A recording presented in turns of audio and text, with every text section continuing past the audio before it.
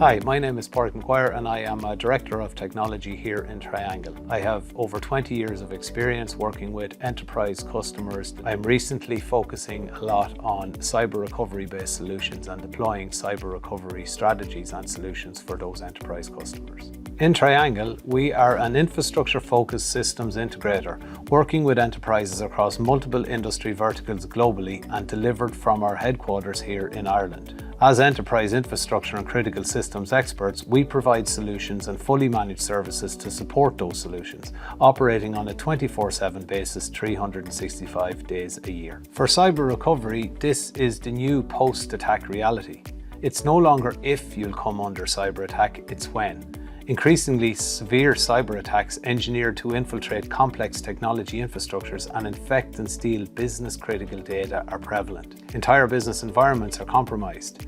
Essential systems are unavailable. Data is exfiltrated and encrypted.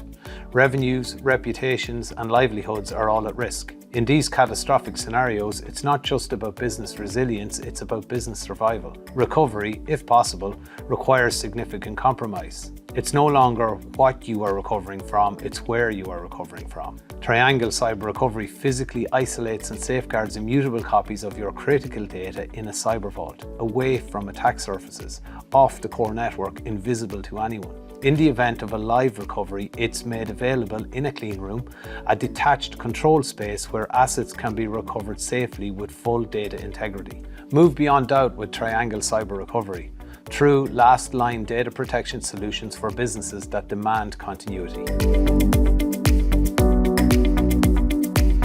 Cyber recovery is the ability of an organization to recover their critical services or their critical workloads following a cyber breach or a cyber attack. Cybersecurity focuses primarily on protecting the perimeter and protecting those core applications within your environment, but essentially cybersecurity focuses on keeping the bad guys out. Cyber recovery operates at the other end of the scale, where you have to assume a cyber breach has occurred, your core business services have been affected, and a recovery is required. Sometimes cyber recovery is contrasted or compared to disaster recovery, and it's understandable why. Disaster recovery and cyber recovery have the exact same outcome. They're there to deliver on recovering your core business services following an event. The problem with disaster recovery environments in the traditional sense is that they are tightly coupled, or usually tightly coupled, to production. You will have high-speed network links between the two environments. That affords you the ability to dynamically fail over and fail back workloads. Your data is continuously synchronizing between the two environments. In the event of a cyber attack, you have to consider your disaster recovery environment as a valid attack surface. If any sort of data corruption occurs within your primary site, corruption will eventually permeate into your disaster recovery site, making it not fit for purpose. Well, the same scenario applies to backup environments. Backup environments are tightly coupled to your production infrastructure. They're thereby designed to facilitate concepts such as continuous data protection to allow you quickly protect core data sets. They also allow you to quickly recover in the event that you need to instigate an instant recovery or mass recovery of multiple systems. But by design, because of that tight coupling to your production core infrastructure, they are also susceptible in a cyber breach or a cyber attack. You can enhance the security posture of these solutions. So for disaster recovery and for backup environments, you can employ layers of security such as multi-factor authentication or two-factor authentication. You can bring in immutable storage concepts, but the issue with these environments is the fact that they are accessible across your production estate. You cannot guarantee that these systems won't be impacted during a cyber breach. Most mature organizations have a disaster recovery position and understand the requirement for disaster recovery and have done for many years now. Organizations are much more likely to be impacted by a cyber breach than by an actual disaster. Yet there is very little investment being made in cyber recovery solutions today. When we look at protecting production workloads, it is standard practice within our architect teams that they will develop a solution that has a DR position, that we can recover in the event that there is a disaster. Yet we don't put the same focus on a cyber recovery position or making sure that our production workloads are CR compliant in the same way that they're DR compliant. Here in Europe, the EU recognises the lack of maturity in this space and has brought out legislation and directives to enforce compliance across the financial industry through NIS2 and DORA. While the DORA legislation focuses on financial institutions, we feel that all organisations should have a cyber recovery position and be cyber recovery compliant. The core objective of any cyber recovery solution is to deliver on its number one requirement of recovering your critical business services in the event of a cyber breach. From a technology perspective, there are some key design principles that we must adhere to. The number one and most important requirement is that we achieve full data isolation. So copies of the data that we take out of our production environment must be placed in a location that's inaccessible from within the organization. We'd often refer to that location as a cyber vault. Once we have those copies in that isolated environment, we then need to have a level of forensics or a level of analytics available to us to tell us if that data set is healthy.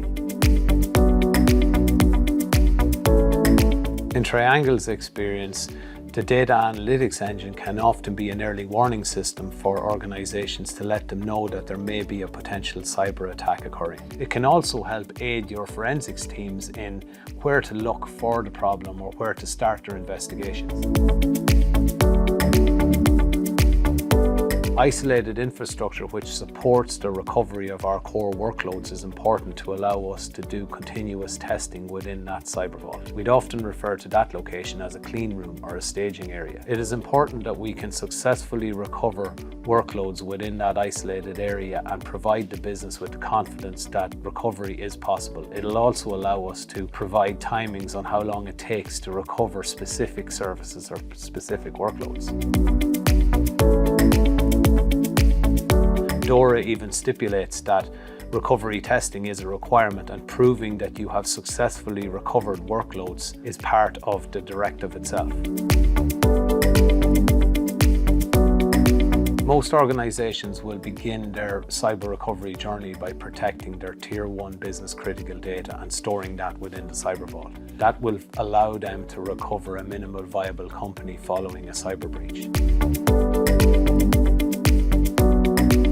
But it is important to understand that you should have a cyber recovery position for all of your data. It doesn't have to be located within a vault infrastructure, but you should have a method to recover your entire business and have an offline copy of that data stored somewhere that is off the network and inaccessible from within the organization. This becomes important as you recover your minimal viable company following a cyber breach. You will then want to move to your Tier 2, Tier 3 applications, your development environments. You need to have a facility to be able to recover those workloads. Recoveries are expected to take longer for those applications, but we need to ensure that we facilitate recovery for all of those other business services that are not considered to be within the MVP. The key takeaways for developing a successful cyber recovery solution is to ensure you always adhere to the core design principles. We need to ensure that the data is always isolated and inaccessible from your production environment. We need to have a strong analytics engine that can give us a health report on the status of that data set, and that we have isolated infrastructure available in a clean room to facilitate recovery testing. These design principles apply regardless of where your infrastructure exists. They can apply to public cloud, private cloud, or to hybrid infrastructures.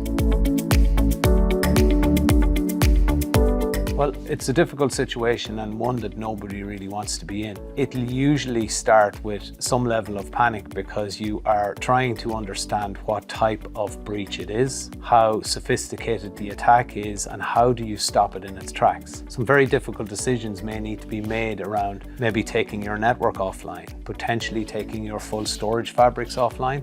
And in such a situation, you're going to impact almost all core business services in that event. You inevitably will stand up your major incident response teams, and if you have rigorously tested these procedures, then everybody should understand their core roles and responsibilities in that situation. You should understand how you're going to communicate as a team or across different teams. You have to be aware that normal business services may not be available to you. How do you talk to people if your core communications platforms are offline? These scenarios need to be war gamed or need to be tabletopped, fire drilled, whatever concept we want to call them. This needs to be rigorously tested to ensure that there's a confidence within the organization that this day has come and we know how to recover from it. From a cyber recovery specific position, we need to ensure that all of the recovery runbooks that we've designed and developed are fit for purpose. We do that by maintaining a rigorous testing cycle.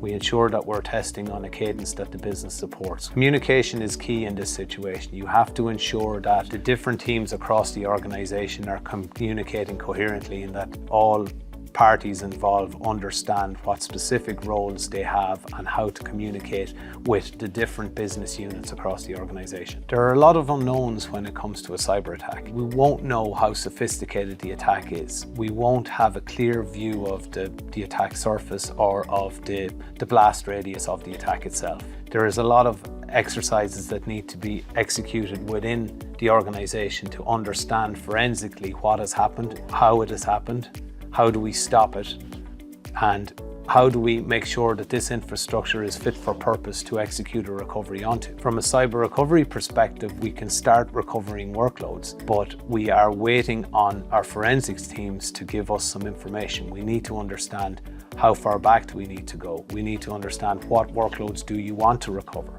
There are pieces of information that will need to be provided to the cyber recovery operations team in order to execute against those recoveries. It is likely that in a cyber attack, there has been a significant amount of dwell time where the criminal organization has been inside your network for a period of time, learning how you operate, understanding what technologies you have in place so that they can better disable your services, limiting your ability to recover. So the key takeaway for organizations to successfully deal with a cyber breach is testing. You have to ensure that the processes and procedures that you've put in place, including cyber recovery, are always fit for purpose.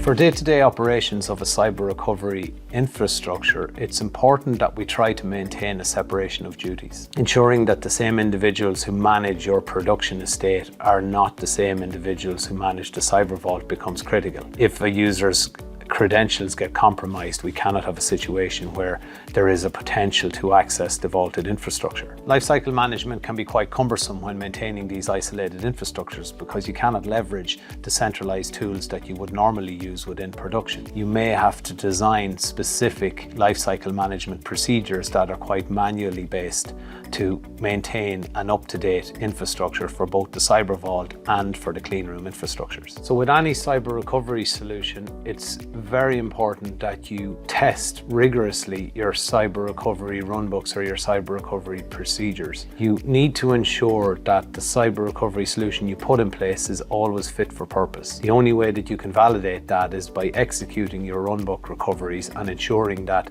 the outcomes are consistent and the same each time. It also affords you the ability to time those recoveries so you can report back to the business on how long it's going to take you to recover a given set of applications or a given set of services. That will instill confidence from a business perspective that you can recover, but also how long that procedure is going to take. As your production estate evolves, you may introduce new platforms and new systems to support new production applications.